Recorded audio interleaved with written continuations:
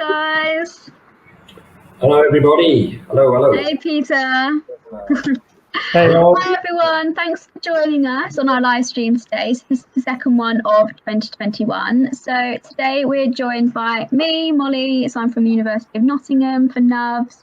We've got Joanna from Edinburgh, Izzy also from Nottingham, Kat from Edinburgh, Roger obviously from the Expedition Project, and we've got Peter from South Africa at the moment, who's our special guest star. So we thought we'd kick off just by asking Peter, what did you actually get up to today? Just a little bit of information from you. This morning we had an early start because one of my clients is the Global White Lion Protection Trust. The home of the white lion is in the Timbavati Game Reserve, which is part of the Greater Kruger. That's where the white lions were first identified. And this reserve is adjoining this, and they are attempting to actually reintroduce white lions into the area. And anyway, so today they wanted to collar two of the young tawny males.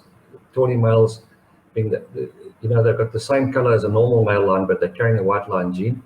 So we went out there this morning and immobilized both of them and successfully put the collars on. We were lucky in the sense that the grass is very long because we've had torrential rain here. We had a cyclone last week, and I think bits of it is still left with us.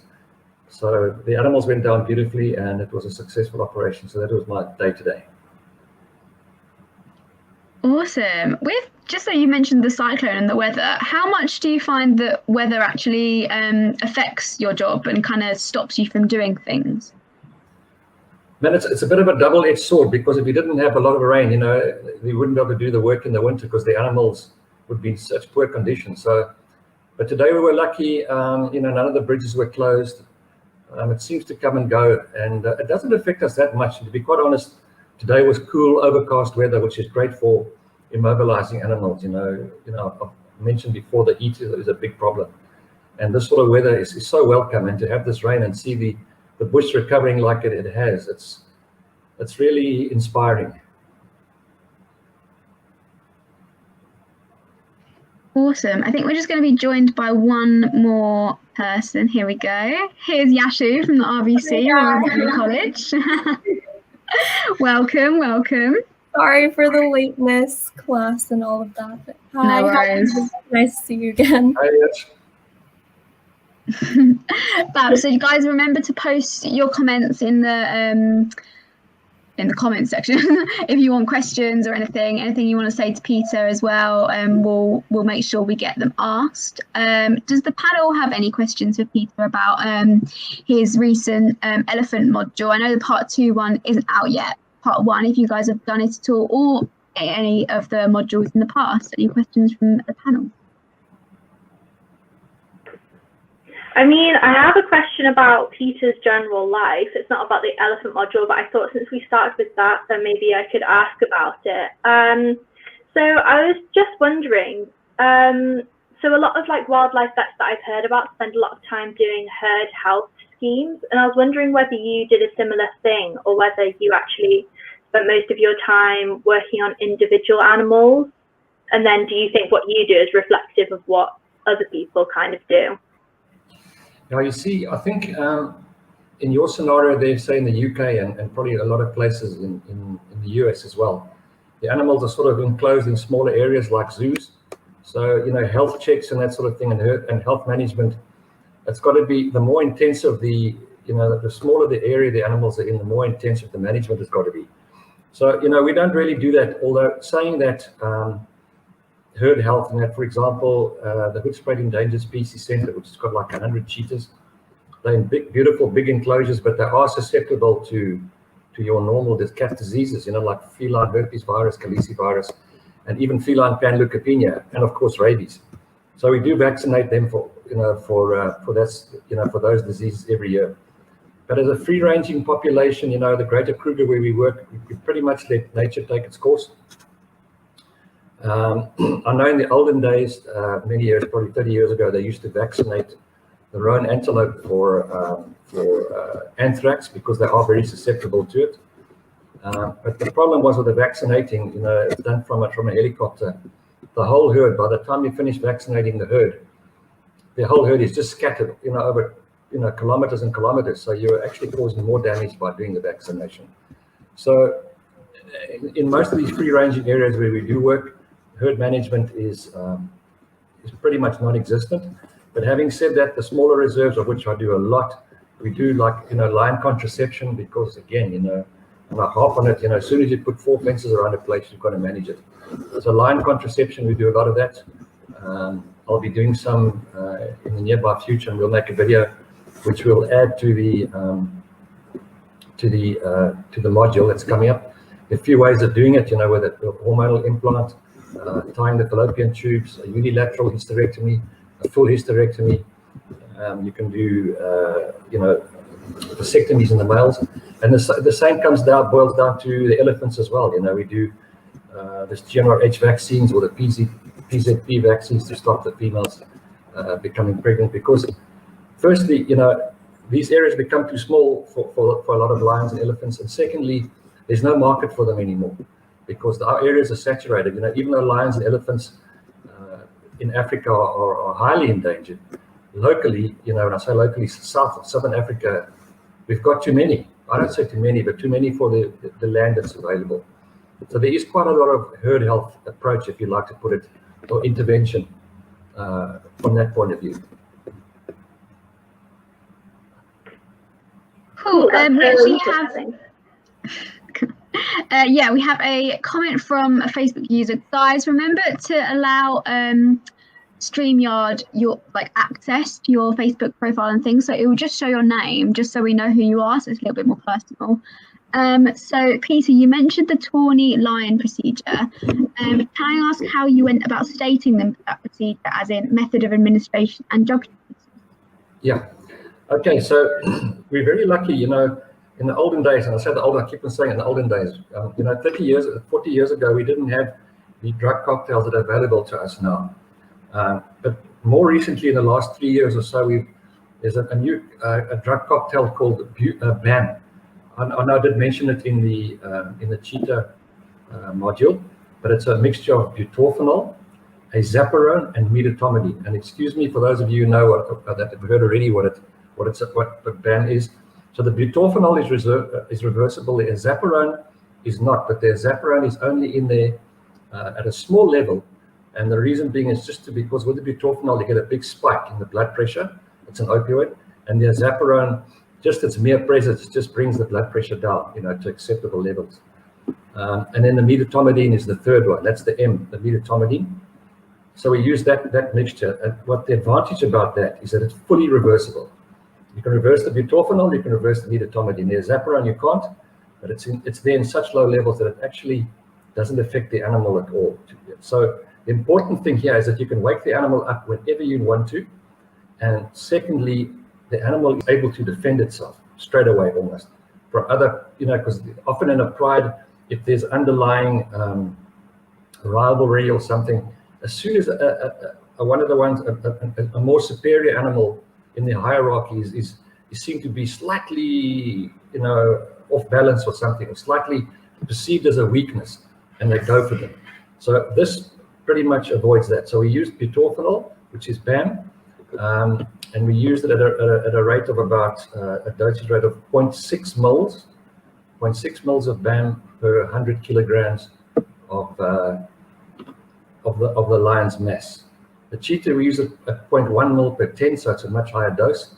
Elephants, we use it at 0.1 mol per 150, which is even a lower dose. But so that's what we use. So I estimated them at about 140 Ks, and we dosed them. I think, what is it, 0.85, I think, of a mil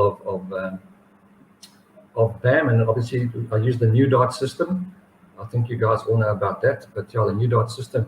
And we got them down, and we actually got them onto a bait, darted them. They went down in the road, and we were able to. Well, we had them up and about on their feet after putting on the collars, the tracking collars. We had them up.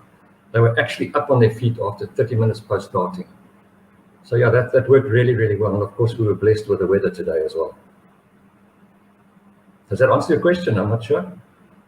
Yeah, no, that was fab. Thanks, Laura. So we've just seen your name. You just told us our names. That's fabulous, Laura. The other thing quickly was we could have used medetomidine and ketamine. It works really, really well. But again, we would have had to wait 45 minutes for the ketamine to wear out, the old story. And then when you do wake them up, you can only reverse the medetomidine, not the ketamine. So they do fall around a little bit. They're a bit unstable. So in a compromised animal, an animal that's been injured or dehydrated or compromised in another way, I would never use BAM because it's very high levels of medetomidine, whereas medetomidine and ketamine for compromised animals is a lot better. Awesome, cool. So we've just got a new video to show you guys. So this is for another elephant video, just a little treat for you guys. So.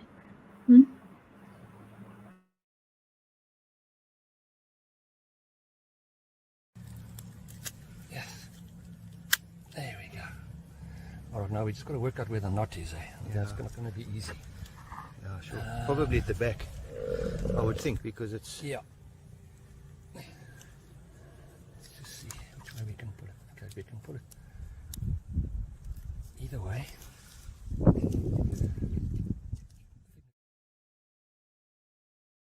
Out for a surprise attack. Yeah.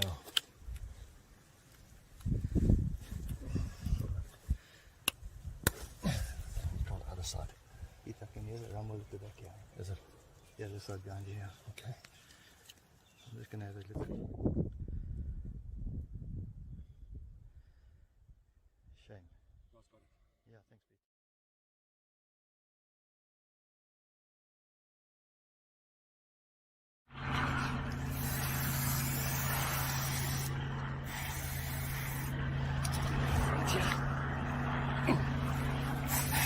I think that's so cool, huh?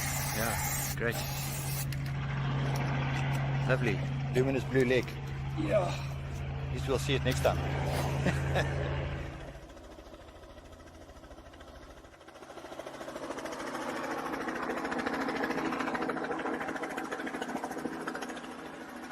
We just take this. Okay, this is the anti-inflammatory and painkiller. In this case, Medicam, 45 mils. Okay, just rub it in. Remember, we never give anything intravenously, any anti-inflammatories to an elephant intravenously, never do. Okay, this is treating the dart wound. Okay. Okay, anti. Okay, we'll leave it in a little bit. Okay, this is the dart, you can see. And this is the snare with the knot. This is the anti-inflammatory. That's cool. This is just a bit of cortisone we give it intravenously. Remember, we don't give the non-steroidals intravenously. Just to take away the inflammation. And as you can see, the helicopter's in the sky. You can hear it, keep an eye out for the mother, because the mother has already come back once. It's potentially very dangerous. Okay, so now's the time we're going to actually wake the calf up.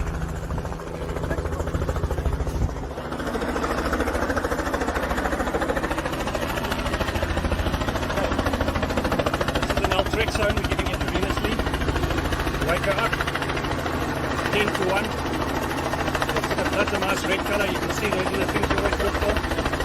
Okay, off we go.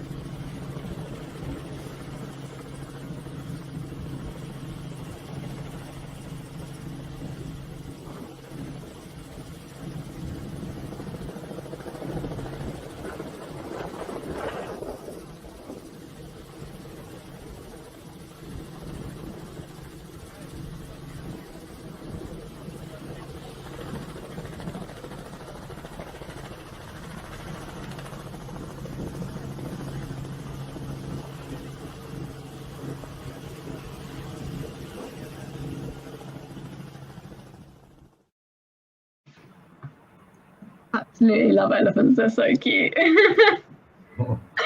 Peter, did you just want to kind of talk us through what you were doing in that video and just give a little bit more background? Yeah, actually, it was you know, these things often happen on a weekend, on a Sunday morning early. It was just before I went away. It was the beginning of December. In fact, they phoned me and said that they sent me a photograph, and this is what happens: is that people go to, the visitors or the owners go to a waterhole in the evening, or it's lunchtime, and the herd comes in to drink, and then they see an animal with a snare around its foot. So now invariably it's too hot or too dark to go out. So we went out on Sunday. Now you've got to find this animal, and when you fly, there are hundreds of elephants usually. So and to find that particular animal from the air with a snare, I mean, you could see that snare had already, had been on for a long time. The skin had already grown over it. So we were very fortunate to find it. But it's crazy. There were three of us in the helicopter. It was the pilot, obviously, and then the warden and myself. We've got a lot of experience with working these animals. Anyway, we found this animal and we darted it, and we thought and of course the herd just splits, and we thought we were watching the right group. And then they said to me, "No, but this calf's not affected." And then we had a look, and the calf that we darted wasn't amongst that group.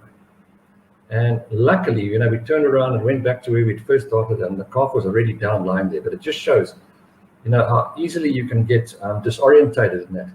So anyway, we were so happy to find the calf, but we could just as easily have not found it at all. And then we landed. Colin went in. He was the warden. He went in, and I went in. And then Jana, the helicopter pilot, she took off again and chased the cow away. And while I was working on it, Colin said, "Hey, I'm sure I heard the cow." I said, "No, man, but we chased away." Anyway, the next thing, she came towards us, and Colin shouted, and I was still working on the elephant. And then Jana got airborne again and chased the cow away again. But these are the sort of things that one's got to be really careful, because the cow came back. Although we thought it might happen, we didn't think it would happen that quickly. Anyway, so then the animal was down, and then to find out now, that didn't break at the knot. So with the skin having grown over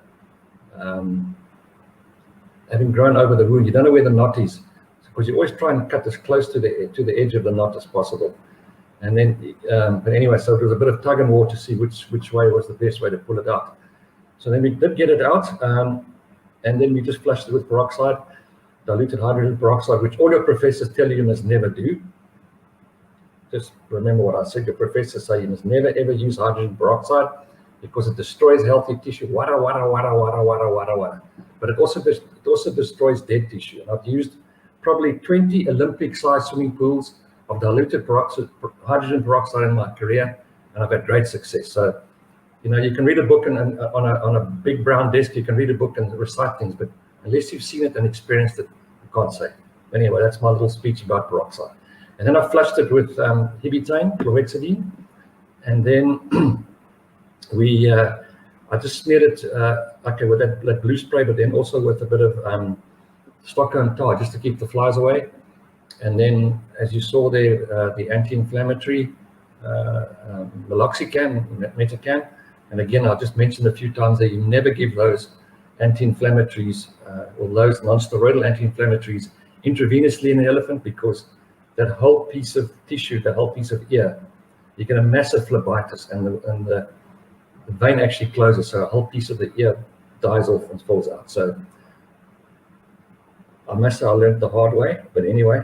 So I gave it the meloxicam intramuscular, and I gave it some cortisone intravenously just for the inflammation. And then my old favorite, Exceed, the antibiotic. You didn't see it on the video.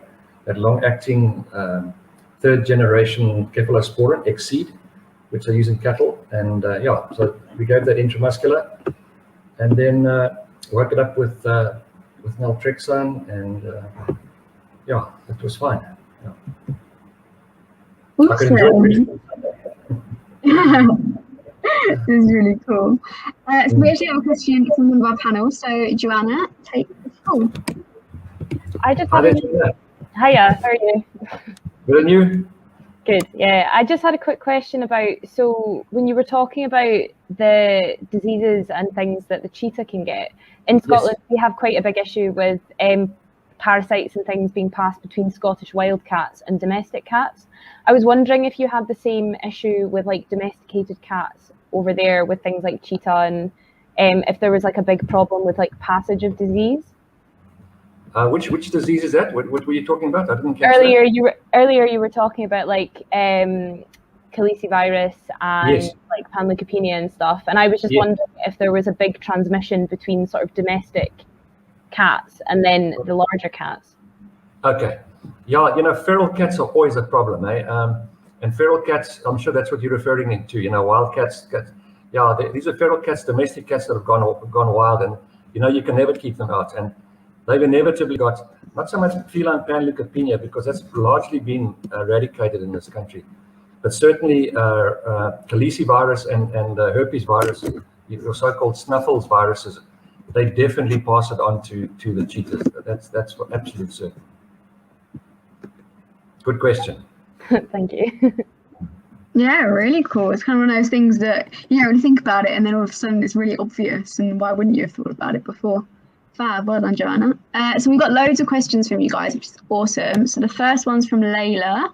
So, hi Dr. Rogers, I heard from a wildlife vet last year that the method of contraception for lionesses doesn't tend to be the hormonal implant, but they tend to gain weight. Have you found this to be the case, and what method do you use at Kruger National Park? And that's from Layla from Nottingham.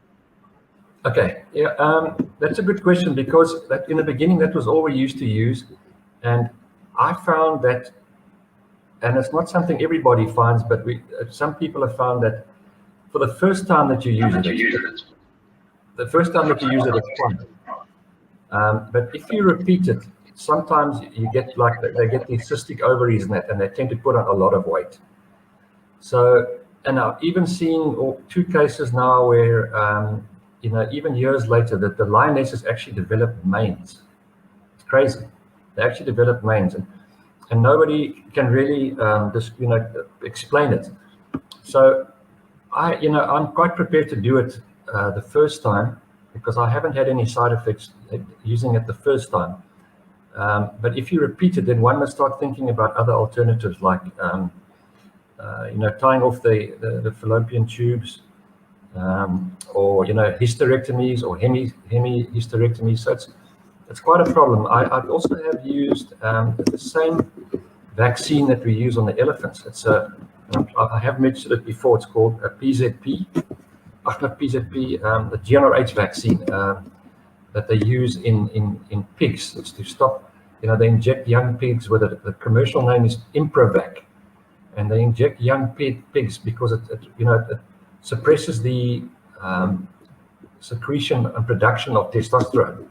So it avoids, because these young boars, they get this what they call boar taint, where the meat gets a funny flavor because of the testosterone. So they use it routinely in pigs, and we use it in elephants. I use it, in these habituated elephants. We use it for the female elephants to stop them coming into season, and the bulls to stop them coming into must. And I've more recently started using it on the lions. But the only problem is that with the lions, where the hormonal implant lasts anything from 18 months, but closer to 3 years, this Improvac vaccine or GnRH vaccine has got to be given now, and then the booster in about 6 weeks' time, and then every 5 months thereafter. So from a practical point of view, it can be a bit difficult. So yeah, I think the jury's really out. Some vets do the hysterectomies, others do the implants, and then later tying the tubes. I've got to do that, as I mentioned earlier, and we'll make a video about that.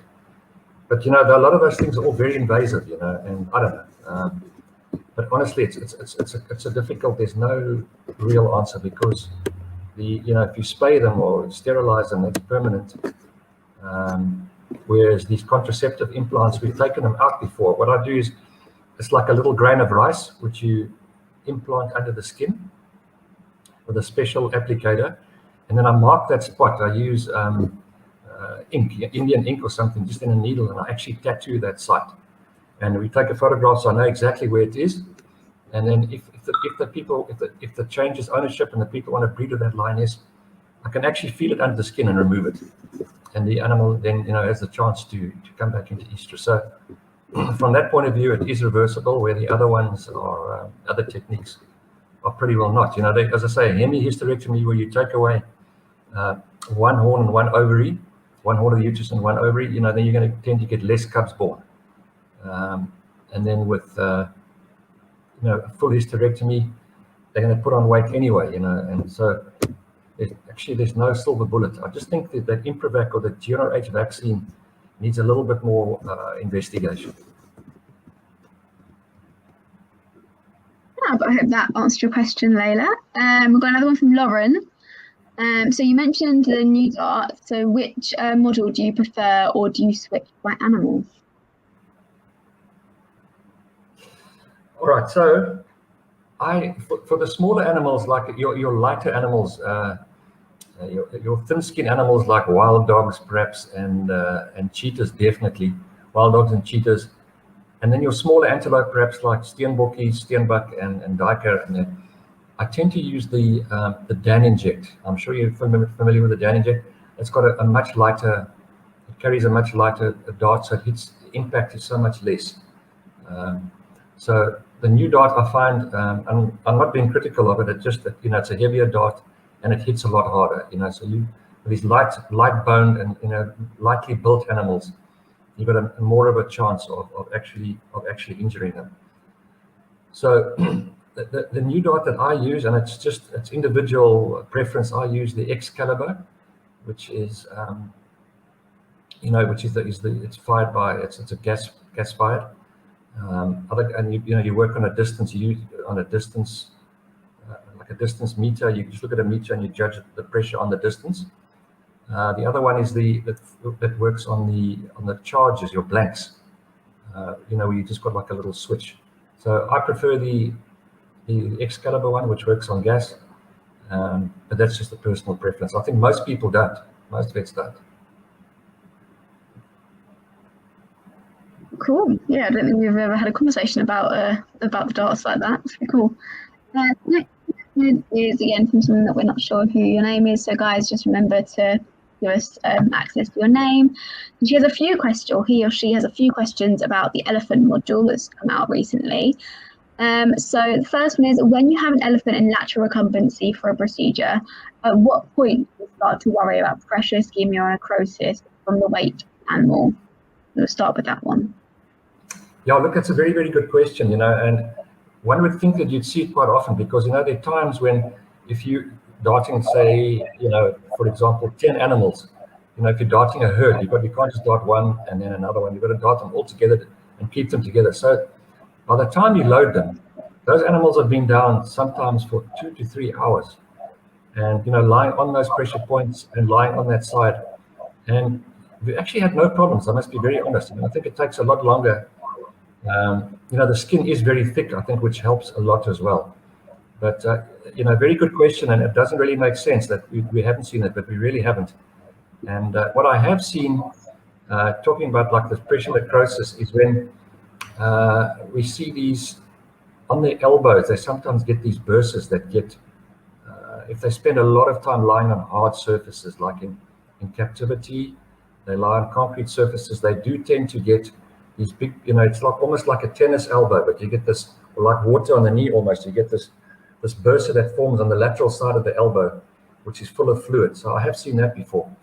But on routine captures and that, we've never, ever seen it. Not at all.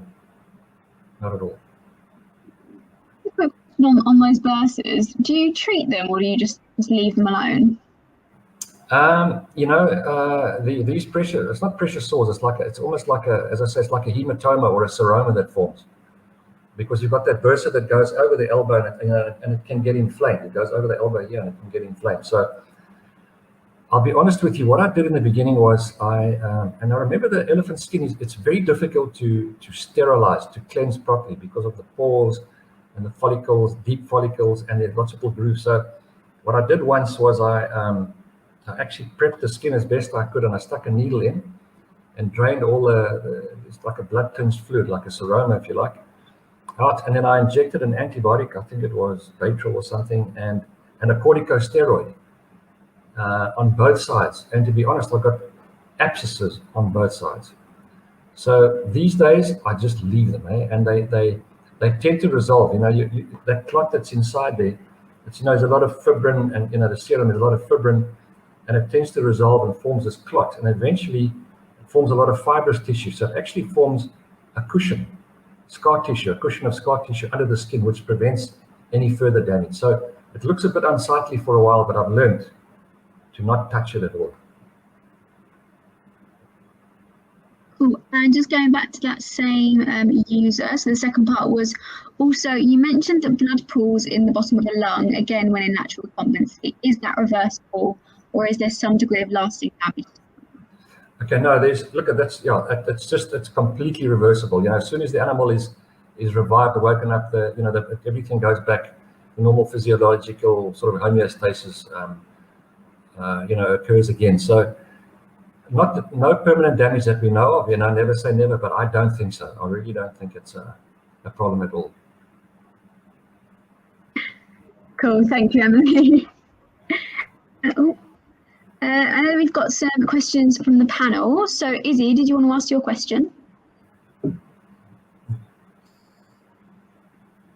Sorry, my computer's being a bit slow.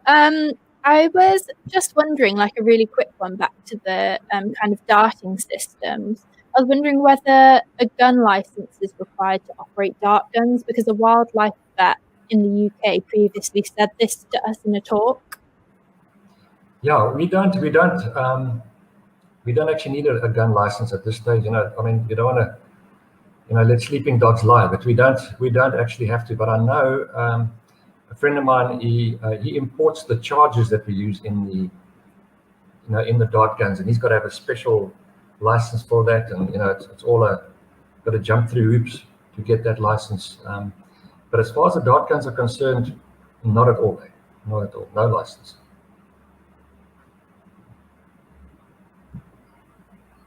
Cool. We have a video next up, just to kind of mix it up a little bit with some more questions to come afterwards. So Roger, take it away.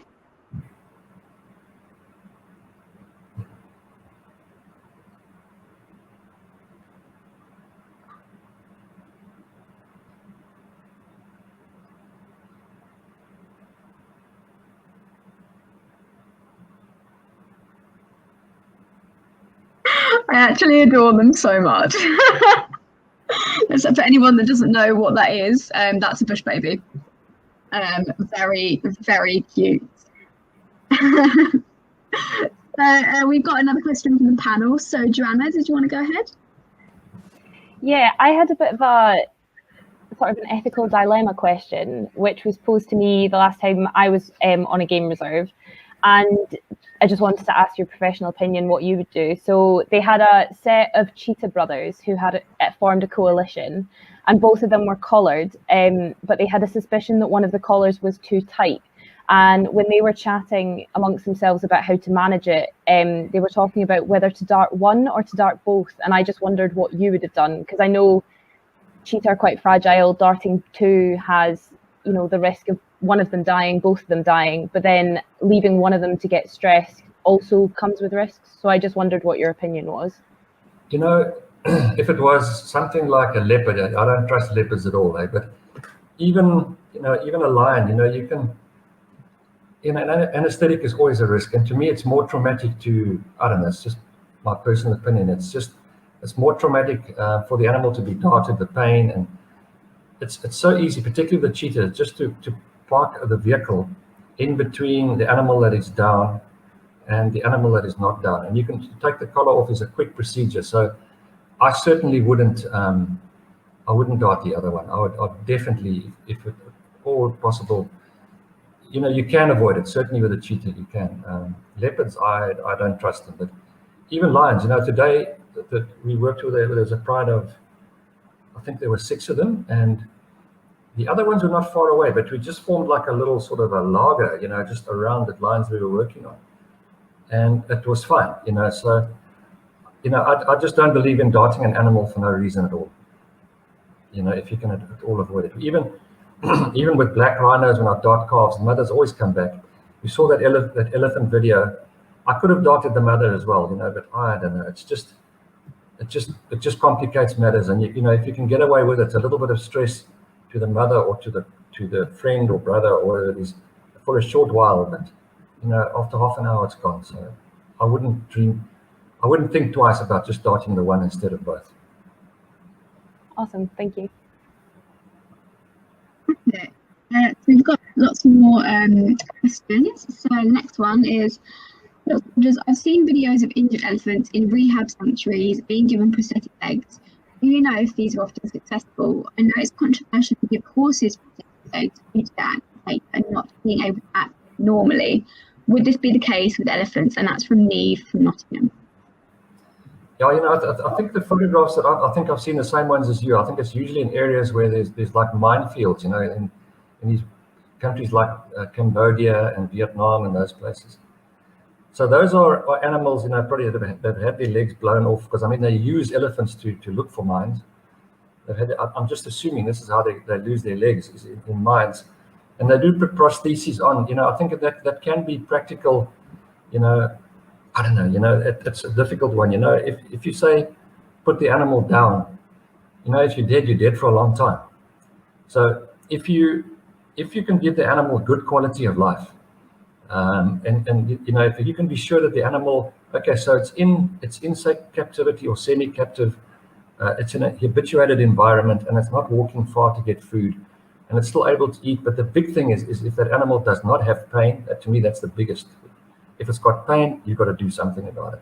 If it doesn't have pain with a prosthesis and it doesn't have to walk far, that's fine. I don't have an issue with that at all. But in a wild living, or in the situations where I work with even the habituated elephants here, the nice part about these elephants is that they are able to move freely. They only come into if you like captivity in the evenings. The rest of the day they're out with their handlers in the bush eating normally. So in a situation like that, it wouldn't work. But certainly in a more captive environment, it would work, but not where we are. But then you've got to be very sure that animal is not suffering any pain, and that's often not easy to judge. But yeah. Cool, thank you. So we've got another question from Neve. So do you have a favourite wild animal species to work with, or an animal that you particularly enjoy seeing out in the park? Quite a nice one. I tell you, the two animals that when I have a favourite wild animal species to work on is because to me as a vet, it works with on how they respond to the anaesthetic, and in other words, how high my stress levels go. So I would say that the two animals that react the best to the anesthetics that we use would be the two together, the elephant and the lion. They just seem, I don't want to tempt fate, touch wood, but they seem to give the least problems, those two. Even though the elephant is so big and cumbersome, they just sleep so beautifully under anesthetic. And yeah, funny enough, the lion as well. Very nice. Fab. I think I do have to agree with you. I think elephants and lions are probably way up there on my opinion list. So we've got another question from Lauren. So thank you guys for your questions. These are fab. So it's a question about vulture poisoning and possible veterinary interventions, but was wondering about practicality, given the number of animals affected and the fast response needed to save them, or so I've heard. Is this something you've often done or heard of? Yes, we do it a lot. Unfortunately, the vultures have got there's a lot of myths attached to them as well, and muti or medicine practices that are connected with them. The sort of feeling amongst the poachers, if you like, is that the vulture, because from such a height, it can see so far, because they can, from thousands and thousands of feet up in the air, they can see a tiny little carcass on the ground. So these people reckon then, okay, because this animal can see so far, it can actually see into the future.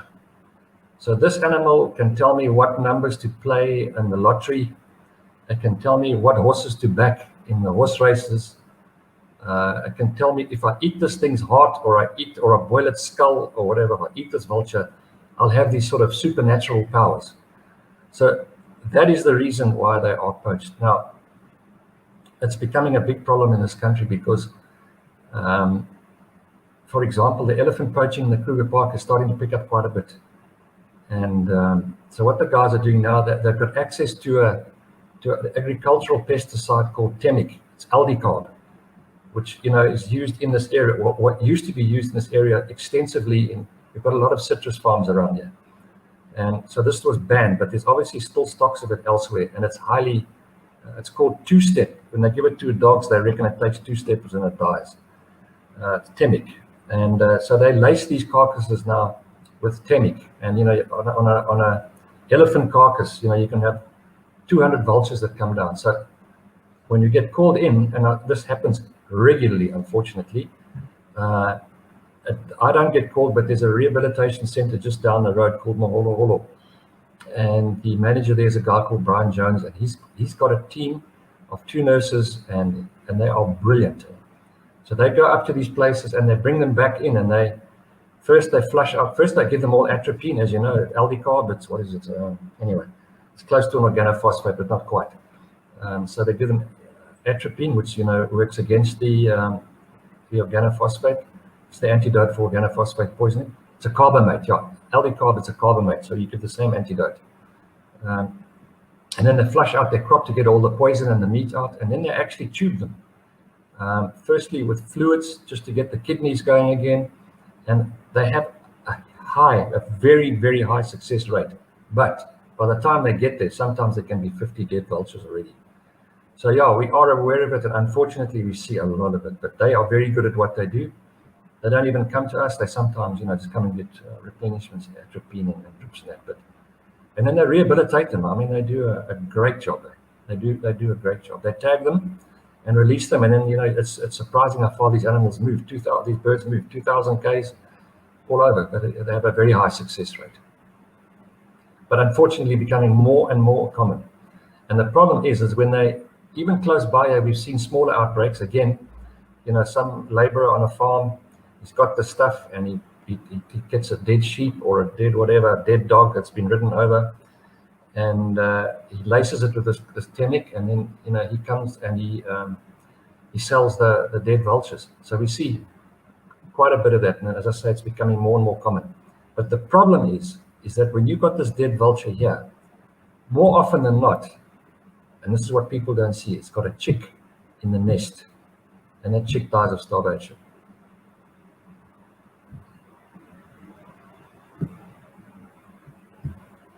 Awesome. I mean, that was really interesting for me personally, and probably Neve, obviously, because she's really interested in it, because I don't know much about vultures at all. I didn't really know anything about their poaching. So that was a really good insight. Thank you. And she's also said that she's personally really interested in vultures and birds. So a bird-related online module would be interesting if possible. So I'd have to call for reinforcements there. That's not my strong point, but we can do it, but it'll have to be together with this guy, this gentleman by the name of Brian Jones, who manages Maholo. He's got very little formal education. He never went to high school, but man, does this guy know about birds and mammals and the bush and everything. It's incredible. So I'd have to go to him cap in hand and ask him to help. We do a little bit of bird stuff, but not a lot. I can talk about anesthetics, but I'm certainly not as knowledgeable on birds as many of my other colleagues may be. So Peter, we've got up next after the elephants, we've got lions, yes. and then potentially after that we're going to try and see if we can cover some common species. Is there sort of anything else that you think would be good to sort of add into these wildlife vet online courses that would really draw on some of your knowledge and be a good module to add? I think wild dogs could be one as well. Yeah. We work on wild dogs a lot. As I say, that we're busy. I've actually tried to get. I didn't actually ask you, but I wanted to get Janelle, who's my right and left hand person, to sit here next to me tonight, but she's very, very shy, and she had all sorts of excuses why she couldn't. But we'll get her next time, definitely. I'm going to get her next time. I said to her, okay, you got your excuses. You say you're going out tonight, okay? I don't believe you, but I will. I'll take it for this time. But next time you're sitting next to me, because she's absolutely amazing, and she's busy with the lion module already. We just made. I treated a lion on last Friday that was kicked, or either by a giraffe or a zebra, and it broke its ribs. So I had my GoPro on and we did the whole module, well, the whole video, and she's just finished making it today. So it came out very well because we're also learning as we go along how to make these videos. So she's busy with that and she's looking for other photographs. So I think the lion one, I've had a few issues recently, Roger knows about, so I must just get the elephant one finished. And we've done a lot. I've got my ladies making it look pretty because I said, my fonts that I use are all different, and this is not nice, and not nice, and So I said, okay, if you girls are so smart, do it yourself. All right, so I'm just waiting for them to finish that, and I'll do the voiceovers, and then it'll be the lion one. But the lion one, the footage and the material is pretty much in place already. So we can do the wild dogs after, Roger. That'd be fantastic, and I'd love to hear from anyone in watching this, anyone in the audience who wants to send through any animals that you're interested in. I know we're doing a lot in the background to try and slot in different projects that are doing lots of different things to sort of complement what Peter's doing and some of the amazing stuff that he's doing. But please keep sending in anything else that you think would be interesting that you'd love to hear from, and we can always look out for it and see what other collaborations we can bring into play. Yeah, another one would be buffalo. We do a lot of buffalo where this country is now full of disease-free buffalo, and the reason for that is that many years ago, because the Kruger buffalo they're all regarded as TB. They don't show any symptoms, but they are actually foot and mouth disease. They're all infected with foot and mouth disease, and they're actually permanent carriers. So if you move them out of the areas like Kruger, they can spread foot and mouth to cattle and sheep and on all the pigs, and it does happen from time to time. But then obviously all your meat exports, your whole country is closed down. But then it's not limited to your meat exports; it's all your exports, fruit, vegetables, everything. Just close everything down. So for that reason, buffalo were not allowed to move from the Kruger Park area to the rest of South Africa. And then in 2000, some guy came up with a brilliant idea to breed disease-free buffalo. So it's a very complicated process, but we did a lot. I mean, between Janelle and myself, she worked out the other day, we did over 10,000 buffalo mobilizations during the 10 years that they built up this population of disease-free buffalo. So we've got a lot of info on that. A lot of good footage, a lot of photographs, a lot of info, diseases, and all that sort of thing. Thanks, Lauren, for your suggestion. So she'd love to see a module on small wild cats, including like servals, caracals, black-footed cat, if possible. So the thought for the future. We've also got some more questions. So how many vets are working in Kruger? Do you know? Okay, I work on the Greater Kruger. The Kruger Park itself has got, Kruger's about 2 million, about 4 million acres.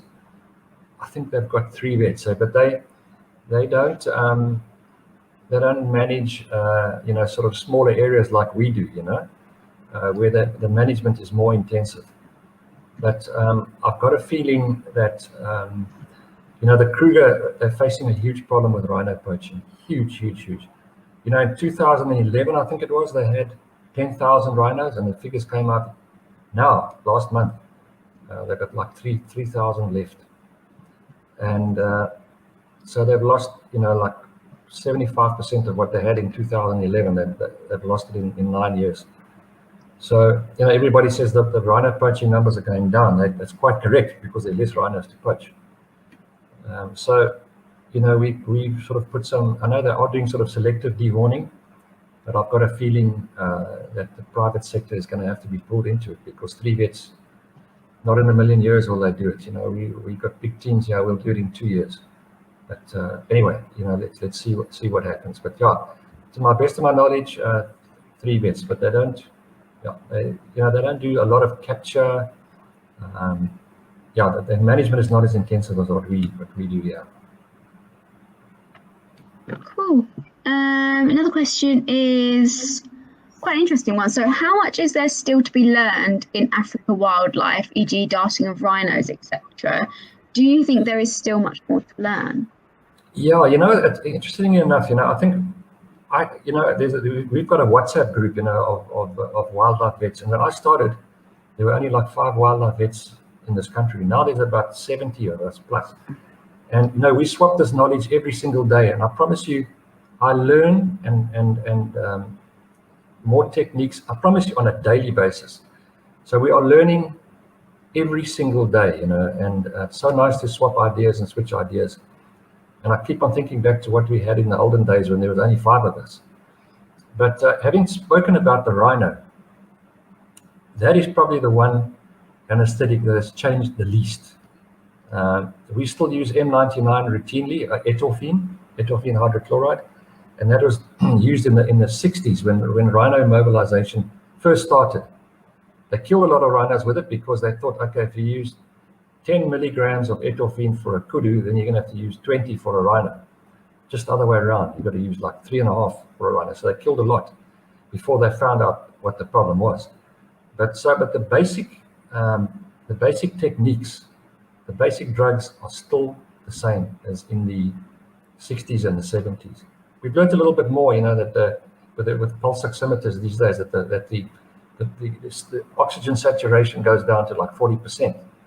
The PO2. Now, by giving a little bit of butorphanol, we elevate the anesthesia and we give supplemental oxygen, that the anesthetic becomes safer. If the animal shakes a lot, that they often do because of the hypoxia or because of stress, the catecholamines that are released, then we give midazolam. These are things we didn't have in the olden days.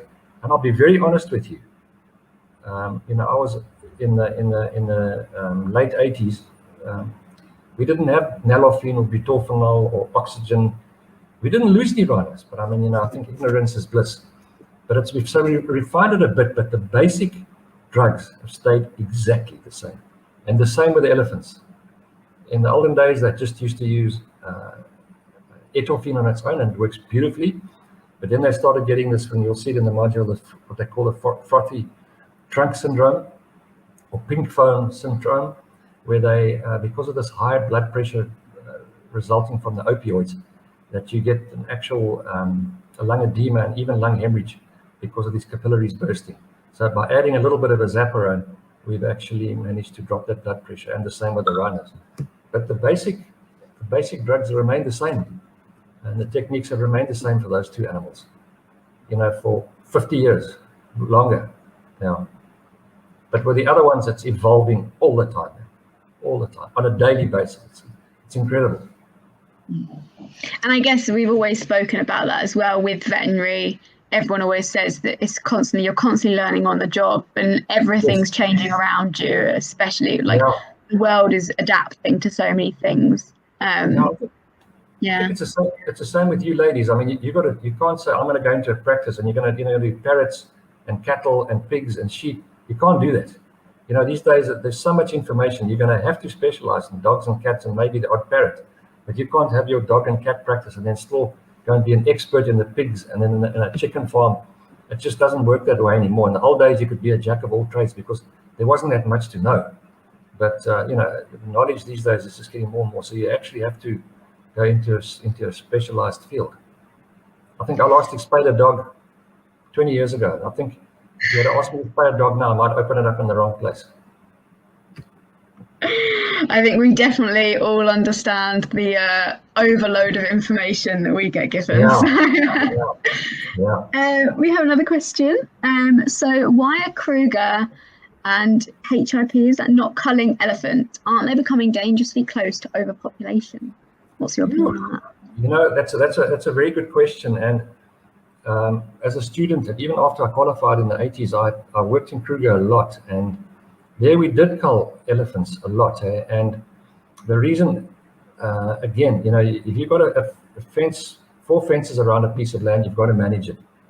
And so nobody really knew what the exact numbers of elephants should be, but they sort of had a rough figure of about 9,000, and they kept it at 9,000. And then, these sort of animal rights activists and organizations got very, very active, and they got a lot of power. And basically, they have put an end to elephant culling in Kruger. So the elephant numbers, in the 80s were about 8,000. They're now about 30,000. So it's great to see, but it's what they're doing to the rest of the vegetation. They are destroying areas, like, for example, trees where ground hornbills lay their eggs and nest. Those trees are gone. So what happens to the ground hornbill? There's certain birds that only nest in certain trees, and those trees are gone. So the ramifications of too many elephants doesn't only apply to the elephants, it applies to a lot of other species as well. But you see, I must be careful what I say. Elephants are sexy, so if you put a lot of pressure, you can raise money, you can raise funds, and you can make lots of money out of it. But if you've got a little gecko that only lives in a baobab tree and the baobab trees are gone, it's not sexy. You can't raise funds. It's not top of the pops, so it doesn't count. But now the elephant, because it's so visible and it's so clever, suddenly it's got more rights than any other animal with a heart. Now, I've got huge problems with that. Honestly, I've got huge problems there. They're going to turn Kruger into a desert, and it's not the guys in the Kruger's fault. It's the external pressure from the green activists. Botswana's a mess. You must see Botswana. They've got, I think, in Chobe, the carrying capacity, they reckon, was 20,000. I think they've got 160,000 elephants there. But you try and touch those elephants. Ah, boy. Yeah. Anyway, I must keep quiet. Gets too political for you. Well, thank you guys. That's all we've got time for today. Your questions have been amazing. So thank you to the panel as well. Thank you for joining us, and to Roger for helping us organise it. And thank you to Peter for joining us today. It's been fab, as always. Yeah, that's always a pleasure. Yes, yeah, I enjoy the questions, ladies. And once you get me talking, as you noticed, you can't stop me. To be honest, I can just quickly say something more about culling. Culling is terrible. Believe me, I've been in it, I've done it. It's terrible, terrible, terrible. But for the survival of the reserve itself, and for the elephants long term, and for the other species, unfortunately, it's got to be done. And what is nice is that the meat, the products of the culling can be given to the people in the surrounding communities. And unless the surrounding communities can benefit from what's going on inside the park, that's never going to work. No, fabulous. And we just got some thank you messages from everyone watching. Awesome, guys, thank you. So that's all we have time for again. So just catch us next time. So in a month's time, the first Tuesday of March. Hope everyone has a lovely February. And yeah, thanks for joining us. Bye. Bye-bye.